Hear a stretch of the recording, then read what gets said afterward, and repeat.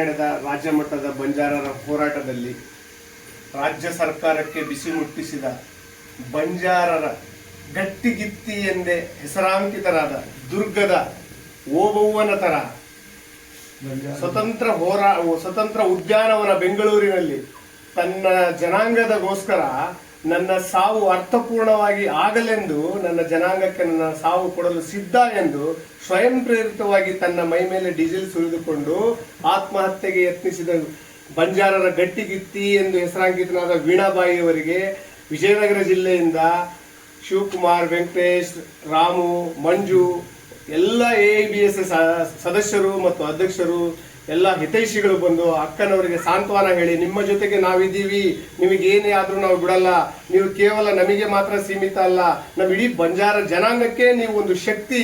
ಯಾಕಂದರೆ ಅದು ಬಂಜಾರರಲ್ಲಿ ಇರುವಂತ ಕಿಚ್ಚು.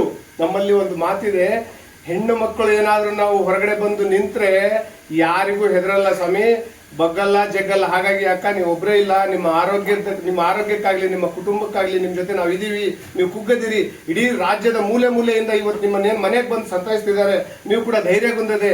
ಬಂಜಾರಗೋಸ್ಕರ ನಿಮ್ಮ ಮಾಡಿರುವ ಈ ಸಾಧನೆಗೆ ನಾವು ಏನು ಮಾಡಿದ್ರು ಸಹ ಸಾಲದು, ಆದ್ರೆ ನಿಮ್ ಜೊತೆ ಇದೀವಿ ಅಂತ ಹೇಳ್ಬಿಟ್ಟು ಮರಿಯಮ್ಮ ಸೇವಾಲಾಲನ್ನು ನೆನೆಸ್ಕೊಂತ ನಿಮಗೆ ಎಲ್ಲರ ಪರವಾಗಿ ಕೂಡ ಒಂದು ಸನ್ಮಾನ ಮಾಡಿ ನಿಮ್ಮ ಆರೋಗ್ಯ ಆದಷ್ಟು ಬೇಗ ಚೇತರಿಸಿಕೊಳ್ಳಲಿ ಎಂದು ಎಲ್ಲರ ಮುಖಾಂತರ ನಾವು ಕೇಳ್ಕೊಳ್ತಾ ಇದ್ದೀವಿ.